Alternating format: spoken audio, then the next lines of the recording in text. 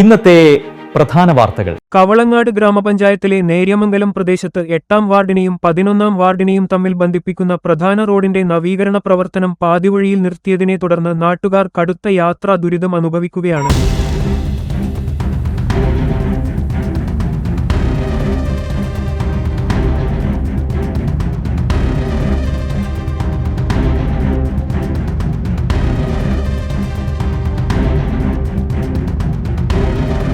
Neriamangalam saint Mary's Yakobaya സുറിയാനി പള്ളിയുടെ മുന്നിലൂടെ കടന്നുപോകുന്ന ഈ റോഡ് 2 വാർഡുകളിലെയും നൂറുകണക്കിന് കുടുംബങ്ങൾ ആശ്രയിക്കുന്ന പ്രധാന ബന്ധപാതയാണ്. ഇപ്പോൾ എറണാകുളം ജില്ലാ പഞ്ചായത്ത് അംഗവും മുൻ 8-ാം വാർഡ് മെമ്പറുമായ ശ്രീമതി സൗമ്യ ശശി അനുവദിപ്പിച്ച വികസന ഫണ്ടിന്റെ ഭാഗമായി 8-ാം വാർഡിൽ വിവിധ റോഡ് നവീകരണ പ്രവർത്തനങ്ങൾ പുരോഗമിക്കുമ്പോൾ വാർഡ് 8 മുതൽ 11 ബന്ധിപ്പിക്കുന്ന ഈ റോഡിൽ നവീകരണത്തിന്റെ ഭാഗമായെന്ന രീതിയിൽ കുഴികളുണ്ടാക്കി നവീകരണ പ്രവൃത്തി നിർത്തിയിരിക്കുകയാണ്.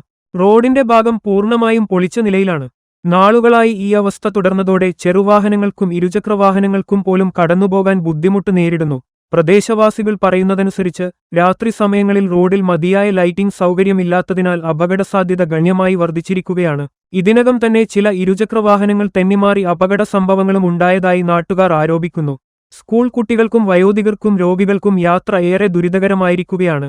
ആംബുലൻസ് പോലുള്ള അടിയന്തര സേവന വാഹനങ്ങൾക്കും തടസ്സം നേരിടേണ്ടി വരുന്ന സാഹചര്യം നിലനിൽക്കുന്നു. 8-ാം വാർഡിലെ മെമ്പർ PK അലിയാറും 11-ാം വാർഡിലെ മെമ്പറായ PM കണ്ണനും മറ്റു വികസന പ്രവർത്തനങ്ങളുടെ വീഡിയോകൾ സാമൂഹ്യ മാധ്യമങ്ങളിൽ പ്രചരിക്കുമ്പോൾ 2 വാർഡുകളെയും ബന്ധിപ്പിക്കുന്ന പ്രധാന റോഡിന്റെ ദയനീയാവസ്ഥ അവഗണിക്കപ്പെടുന്നതായാണ് പ്രദേശവാസികളുടെ ആരോപണം.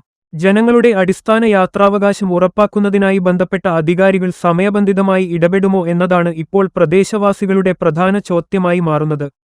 ജാഗ്രത ന്യൂസ് കേരള.